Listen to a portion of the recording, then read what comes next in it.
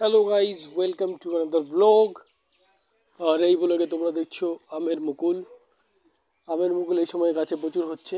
আর এই আমের মুকুলগুলোই বড় হয়ে আম ধরবে, বড় বড় আম। কোনোটা টক, কোনোটা মিষ্টি, কোনোটা সুস্বাদু, কোনোটা একদম গালে দেওয়া যাবে না।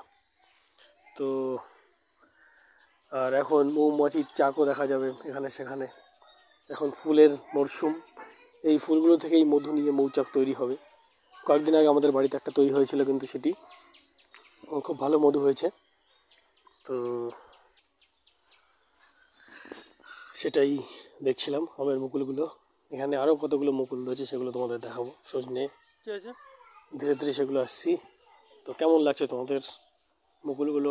এইগুলো গাছ থেকে কেমন আম হবে? তোমাদের বাড়িতে আম রয়েছে জানাও।